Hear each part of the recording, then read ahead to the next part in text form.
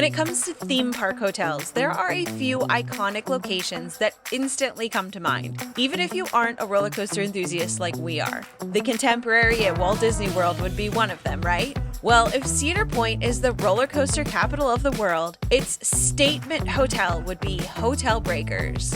This hotel is legendary in the amusement park enthusiast category of people, as it's as close to staying in Cedar Point as you can get. This makes this location not only highly sought after, but absolutely epic, in my mind at least.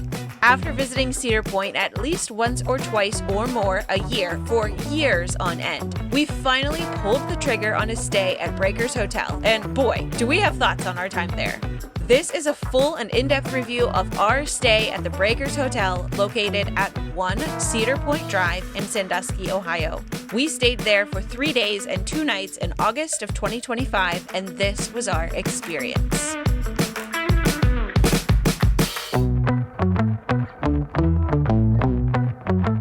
As I mentioned, Hotel Breakers sits as close to Cedar Point as you can get. The hotel is located within walking distance of the park and provides the ultimate freedom in your experience at Cedar Point. Within minutes, you can walk from Hotel Breakers over to the Magnum XL 200 gate and instantly be in the heart of Cedar Point. And then, after enjoying your time in the park, you can head back out the same gate to be back at Hotel Breakers within minutes to enjoy the amenities of the hotel, the pools, the restaurants, and the beach. If you are planning to spend more than 1 day at Cedar Point, Hotel Breakers offers the ultimate convenience during your stay. No worrying about parking, and if you've ever been to Cedar Point, you know what a nightmare their parking lot can be, especially if you arrive later in the day and end up parking deep into the parking lot. There's easy access to and from the park. Hotel Breakers is definitely the location to stay at if you want to get the most out of your time at Cedar Point. With that being said, Hotel Breakers does come with a premium price tag, which is why it's taken us literally years to book a stay there. And if you ask me, is it worth it? Well, you'll have to stick around to get my full thoughts on that. For full context, we arrived at Hotel Breakers on a Saturday afternoon and checked out on a Monday morning. We are staying at the world famous Breakers Hotel, so we're staying for the very first time right across the street, basically in the park. So very, very excited. The check-in process when we arrived took somewhere between 45 to 60 minutes, but they did get us into our room early. We arrived around 1 p.m. and we were impressed that they were able to get us into our room before the usual check-in time of 4 p.m. It was just a very long waiting in line process to get there. Upon walking into our room, I have to admit it was definitely underwhelming. It felt like any average hotel room, not a room at Cedar Point's premium resort location. And we had even upgraded our room to include a pull-out sofa chair, so we had additional sleeping space. We've stayed at a lot of really nice hotels and resorts, and let's just say the room lacked any of the touches that really elevate hotel rooms. It felt very bare bones. Now, you can't beat the view. Our room was in the West Tower, which is not only closest to the park, but we had a room overlooking the park. So we had one of the absolute best views of Top Thrill 2, Magnum XL 200, the Power Tower, Corkscrew, even Millennium Force. We could have stood at our window and watched the coasters running all day long. The views were amazing. I know not every room has this view. Rooms on the opposite side of the tower would have stunning views of the beach and Lake Erie, but I'm really glad they put us where they did so we could enjoy the views of the park. But back to the room itself. It literally felt like any old random hotel room. If you closed the curtains, and you wouldn't even need to take the art off of the walls because it was generic enough to be anywhere, you could easily be convinced that this was just any other hotel along the side of the highway.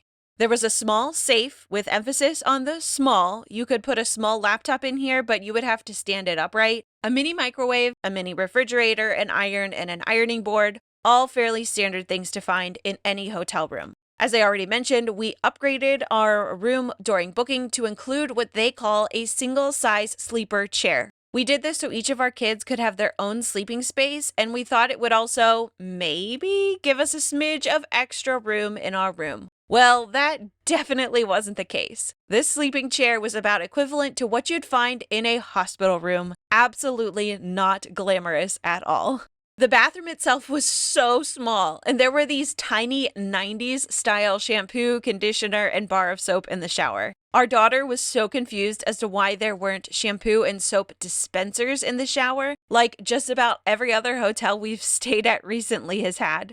And the complimentary soap was small, enough for maybe 2 people or 2 showers. Thankfully, housekeeping did come in while we were at the park during the second day to replace our towels, take out the garbage, and give us more shampoo and soap, which I was really thankful for because I hadn't brought any. I have never run into needing shampoo or soap at a hotel, so it's not something I regularly bring with us while we travel, unless we're staying at like an Airbnb. But I definitely found myself rethinking that decision at Hotel Breakers. Oh, and there was mold and mildew in the shower, and parts of the wall had been water damaged. Stuff we've come to not be surprised by when we travel and pick up cheap $100 a night rooms when we just need somewhere to crash as we drive long distances. But it was definitely a surprise to see this at Cedar Point's premium resort location. I mentioned this briefly already, but the art on the walls was very generic and cheap. I mean, Cedar Point is sitting literally right there. The people staying in this resort are there to visit Cedar Point. So why don't they have really cool roller coaster art on the walls? Hey, Cedar Point, if you're listening, I have tons of amazing photographs I've taken in your park, and I will sell you some. Additionally, the art in the bathroom was of these kids in a barrel that said, "A barrel of fun at Cedar Point." That picture does go along with some of the other art around the hotel, at the entrance, in the lobby, etc. So overall, the hotel seems to be lightly themed to an early 1900s beach vibe, but it's a bit of a stretch, and in today's day and age of grand modern resorts, this just feels cheap and super outdated. Speaking of outdated, not only was the shampoo and soap situation still living in the late 90s, but the AC unit was definitely from the same era. In other words, it was very old. There were a few hooks to hang wet bathing suits on in the shower, but other than a singular bar in the very small bathroom, there truly was nowhere else to hang towels. We ended up putting up the ironing board in the little nook right inside the door and draping our towels over it. In other words, nothing really ever completely dried during our stay. Lastly, as lengthy as the checking into the hotel process was, checking out of the hotel was a breeze. You simply left your keys in your room and that was it, super easy. But enough about the rooms, you probably aren't spending a ton of time in them anyways. Hotel Breakers has a total of 4 distinctly different pool areas, 3 outdoors and 1 indoors. There is a large pool and hot tub combo at one end of the resort, a kids' pool, splash pad, and slide area in the middle of the resort, and another large pool and hot tub combo at the other end of the resort. And then there is an indoor pool and hot tub combo, again located toward the middle of the resort. The entrance is across from the TGI Fridays restaurant.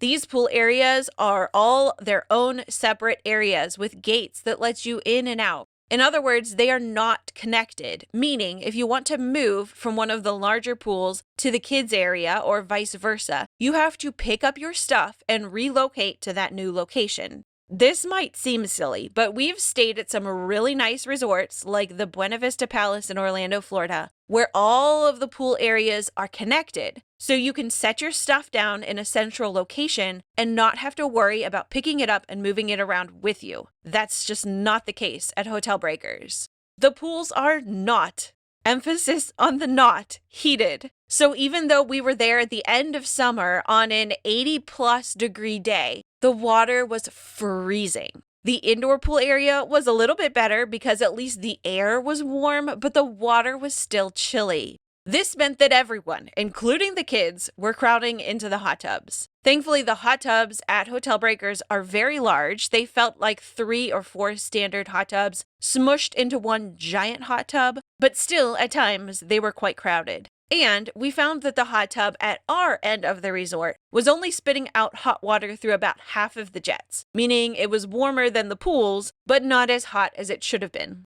The kids' pool area was really fun. It was perfect for our kids. The slides were a great fun touch, and the splash pad was also fun to run around in, even though the water was very cold.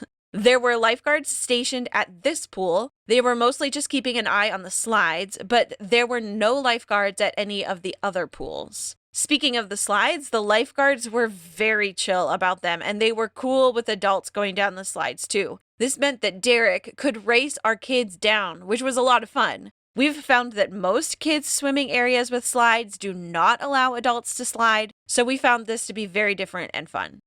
At each of the pool areas, there was a small sign that said, "Life jackets are available. Please see an aquatics attendant for a life jacket." What in the world is an aquatics attendant? I'm assuming it's someone who goes around the pool areas and makes sure things are cleaned up. The chairs are reset if people move them, and umbrellas are put up or down, that sort of thing. If their jobs required anything with the umbrellas, they definitely were not doing their jobs, since we found a lot of umbrellas were simply busted. But we never saw a single person doing any of this our entire time at the pools. Maybe it was just because it was the end of the season, but I guess if we needed a life jacket, we would have had to go searching for one ourselves because there were not any physically out and hanging there like a lot of resorts have.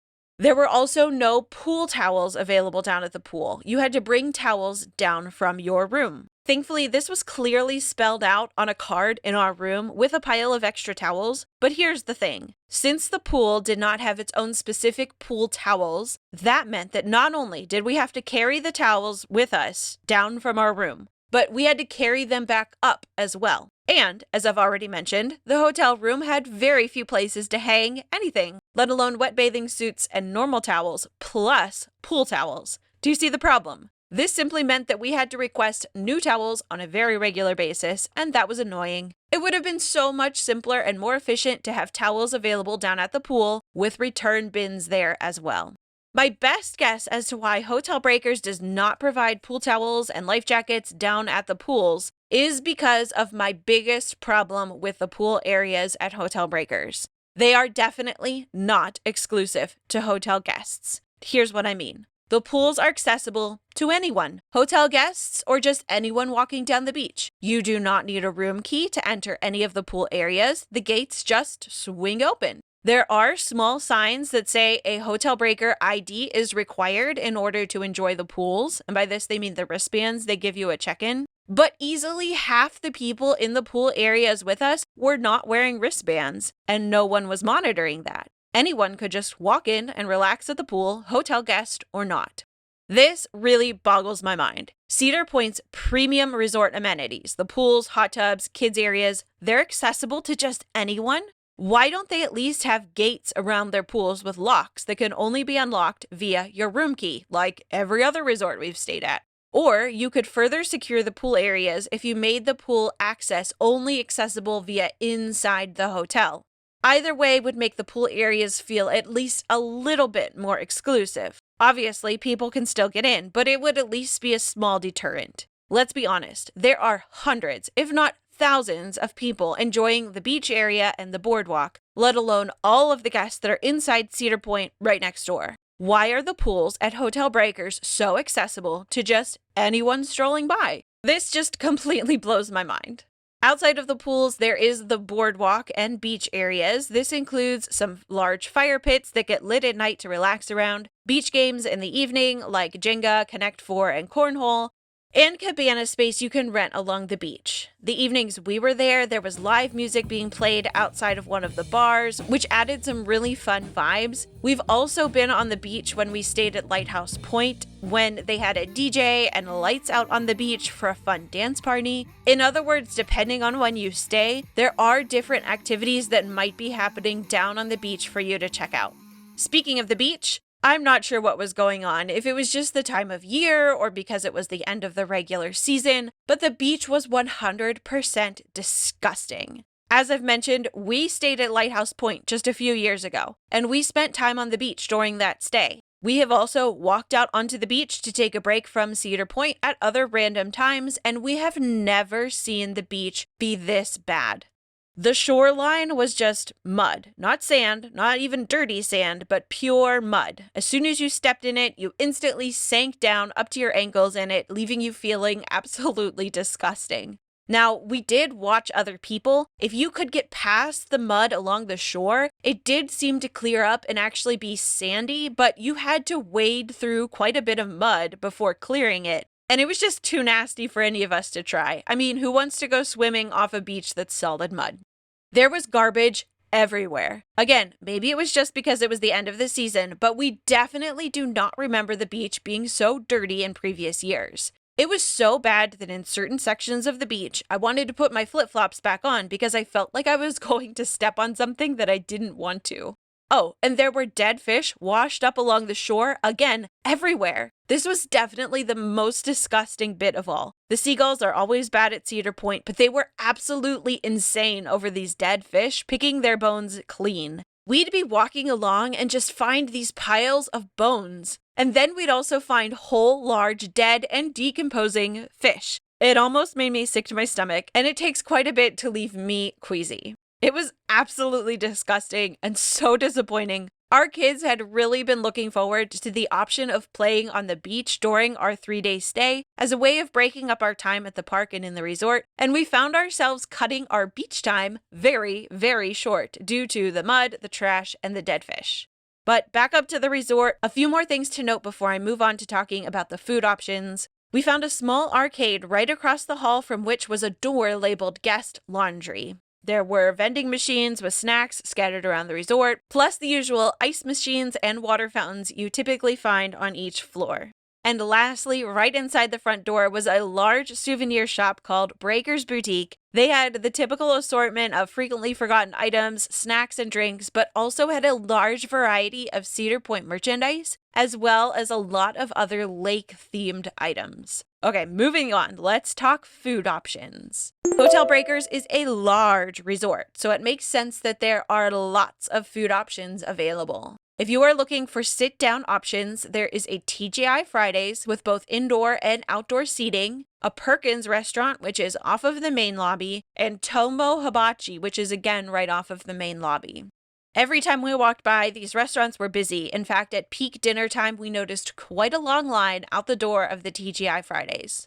Being that TGI Fridays and Perkins are both national chain restaurants, you already know what kind of food to expect there. Tomo Hibachi is not a chain, but it is a traditional hibachi experience, which is always a ton of fun.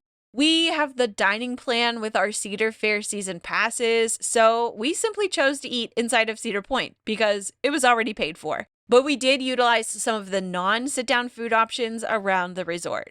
Because there is no complimentary breakfast included at Hotel Breakers, we got coffee and some breakfast sandwiches both mornings at the Starbucks downstairs off of the main lobby. Again, Starbucks, everyone knows what to expect there. Across from Starbucks was the Surf Lounge. This is the resort's indoor bar area. And then outside along the boardwalk is the Sand Bar. This is the resort's outdoor bar area. This is where they had live music being played both evenings of our stay. There are bathrooms here. They are the closest bathrooms in proximity to the beach without going back inside the hotel. And it's a little tricky to find, but there is the poolside parlor, which has snacks and a small selection of hard ice cream, sundaes, and milkshakes. You have to walk down the boardwalk toward Windseeker before you get to the Lakeside Pavilion. It's nestled back into the building. We walked right past it before realizing that it was even there. We all got ice cream here, though, and it was really good, except our son, who prefers a crunchier snack and opted for a bag of popcorn instead of ice cream. And last but not least, as with every single resort, you can order pizza straight to your room. I've already mentioned the seagulls. They're notoriously awful at Cedar Point, but they're just as bad at the resort too. With that being said, it goes without saying, but if you leave food unattended, the seagulls will steal it from you. They are aggressive little buggers, so be aware. As we were waiting to check in, like I said, we waited almost 60 minutes, so that's a lot of time to sit and people watch. We saw tons of people unloading large amounts of food to take into the resort. From full, obviously heavy coolers to big bags of snacks and tons of drinks, it definitely seemed like we were the odd ones out because we didn't bring a ton of food. This was very surprising to us because we've stayed at a lot of resorts and have never seen people unloading this level of food and drinks. It seemed like it was definitely an unspoken secret. And if we ever stay at Hotel Breakers again, we would definitely follow suit. We'd at least bring breakfast foods to stash in our mini fridge and warm up in the microwave, along with some snacks and drinks to enjoy around the pool and resort. Let's be honest, people are not traveling to Sandusky, Ohio, and just randomly choosing Hotel Breakers to stay overnight at. You're staying here for one reason, and that's Cedar Point. Staying at Hotel Breakers does come with a handful of Cedar Point perks that only resort guests receive. But you can stay at any of the hotels on Cedar Point property to receive most of these perks. That includes Breakers Express, Lighthouse Point, Castaway Bay, and Sawmill Creek. As far as I'm concerned, there is only one specific perk that Hotel Breakers guests receive that other resort guests do not, and we will talk about that in a moment. Perk number 1, resort guests can enter Cedar Point 1 hour early before regular operating hours begin to enjoy a limited number of attractions. In other words, the entire park is not open during early entry, but a handful of major rides and attractions will be open. Typically, we have found that Top Thrill 2, Gatekeeper, and Millennium Force are open, but the park does rotate the available rides throughout the year, so check the Cedar Point website to get the most up-to-date information. Getting into Cedar Point 1 hour before the crowds is the best perk on this list. The lines are short, and you can typically hit at least 1, maybe even 2 or 3 of the biggest roller coasters in the park before regular operating hours even begin. To be fully transparent, though, this perk is not completely limited to just resort guests, but select season pass holders can utilize this early entry time as well. Again, the park does change perks around every year, so double check Cedar Park's website to make sure your level of pass offers you early entry access. Perk number 2, guests staying at Hotel Breakers receive complimentary parking at the resort. And since you can simply walk from the resort into Cedar Point, this means you avoid paying the daily parking fee at the park gate. In other words, parking is part of your nightly rate, which, newsflash, is quite high already. But it definitely makes you feel better to hear that parking at the resort is complimentary. Again, in full transparency, every single level of season pass offered by Cedar Point comes with free general parking. The first 2 perks I've mentioned, early entry and free parking, are both perks we already have as season pass holders. So regardless of if we're staying on property or not, we still receive these same perks. Perk number 3. When you are booking your stay at Hotel Breakers, you will be presented with the option of purchasing daily admission tickets to Cedar Point at the same time as a bundle at a discounted rate. How much of a discount are we talking about? Well, it depends on the day, how many people are in your party, and the season, but in general, don't go in expecting a large discount.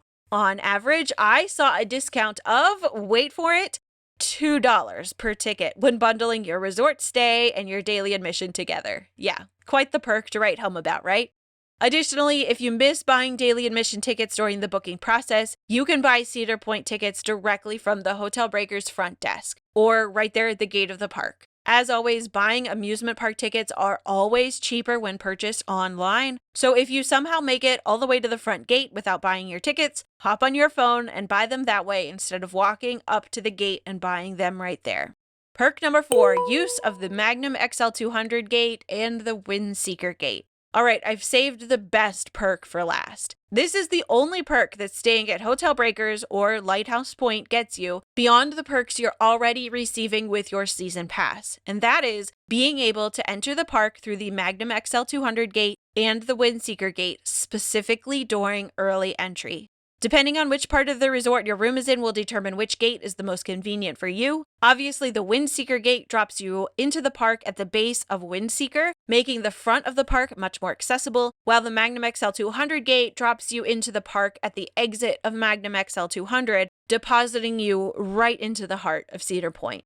Our room during our stay at Hotel Breakers was in the West Tower, which was closest to the Magnum XL200 gate. Literally, in less than 5 minutes, we could be out of our room across the parking lot and strolling into Cedar Point. This convenience is everything. If you need to take a break from the park or you just want to get away from the crowds for a bit, being able to simply walk out of Cedar Point and be back in your hotel room in minutes is amazing. You can't even walk out the front gates of Cedar Point and be back at your car in that amount of time, unless you arrived very early and got a front row parking spot or paid for premium parking.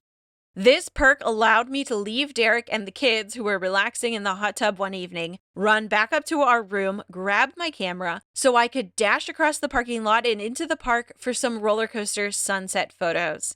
Even staying at Lighthouse Point doesn't give you this level of access, even though you can still use the same gate because the cabins are easily a 15 to 20 minute walk away.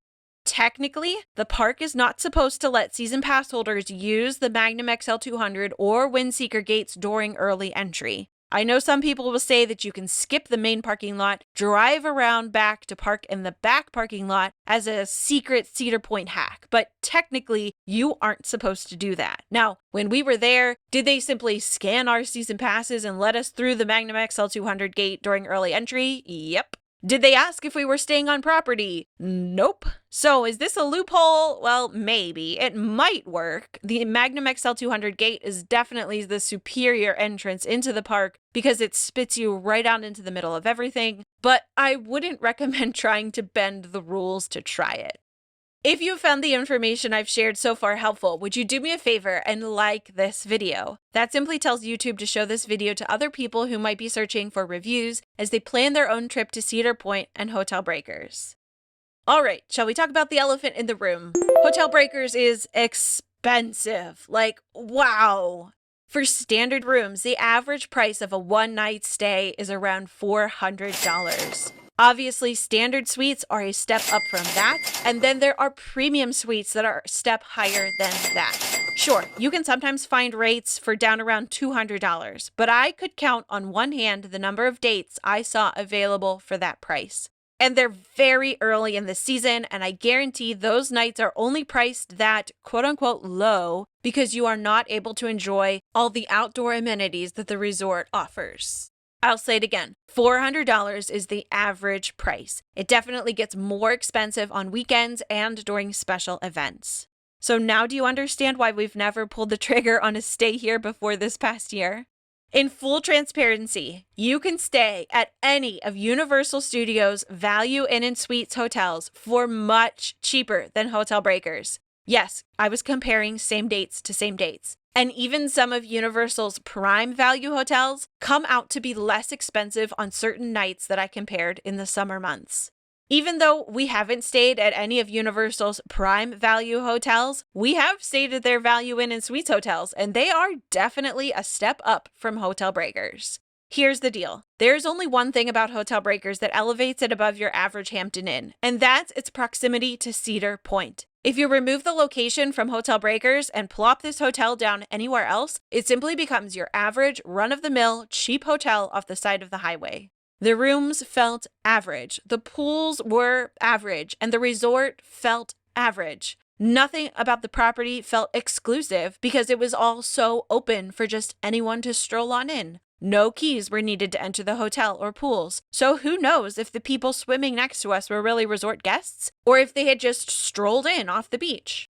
Whenever you're staying at a resort, we've found that it's a compilation of little things that really start to elevate your experience. A seamless and simple check-in experience, staff around the pool taking orders for their attached bar or restaurant, bathrooms that feel spa-like, amenities that aren't just clean but are immaculate, luxury landscaping that invites you to slow down, elevated fixtures and modern amenities, a sense of escape from the outside world. Hotel Breakers provides none of this. It is the opposite of prestigious or luxury. But this is Cedar Point's best premium resort location. How can they get away with this? And the answer is simple. There's no competition. Hotel Breakers is as close to staying in Cedar Point as you can get. And since its closest competition is Lighthouse Point or Breakers Express, they can get away with being completely average while dishing up a premium price tag. What makes an amusement park resort amazing is if you can remove the amusement park and it can stand on its own as a fabulous place to stay. That's a great resort. Without Cedar Point, Hotel Breakers is just another average hotel that I wouldn't even place on the level of calling it a resort. An amusement park's premium hotel should not have a single downside unless you're getting super nitpicky except for its price tag. I've just listed tons of flaws to Hotel Breakers before I even got to talking about its price tag. We were so excited to book a stay at Hotel Breakers. We've looked longingly at this property every single time we've been to Cedar Point and always said, one day we'll stay there. Sadly, our experience didn't even come close to meeting our expectations, and we've heard lots of very similar reviews to what I'm sharing, so our expectations going in weren't exactly high. With that being said, unless the entire property gets updated in an extremely major way, I doubt we will ever stay at Hotel Breakers again. Lighthouse Point is a little bit of a further walk away, but we enjoyed staying there way more than we enjoyed our time at Hotel Breakers. Castaway Bay is just a short car ride away, and what it offers with its indoor water park, we found more enjoyable than our time at Hotel Breakers. Even Breakers Express, which is another short car ride away, fits its price tag at least a little bit better. Speaking of which, we have now stayed at all 4 of the Cedar Point hotel properties on the peninsula. Would it be helpful if I made a video highlighting the pros and cons of each? Let me know in the comments below. So let's leave it at this. If you were a good friend of mine and you were considering a stay at Hotel Breakers, I would probably advise you against it. The price point and the amenities and perks you receive just don't match. If you're in the roller coaster community, a stay at Hotel Breakers is something you probably aspire to. We did. In that case, I would suggest being really strategic about booking a stay. Hopefully you can find a night on the cheaper end and go. It's definitely an amazing experience to be so close to the thrills of the roller coaster capital of the world. Otherwise, I'd highly suggest saving your money by staying at one of the other hotels on property, or saving even more money by staying at a hotel off property.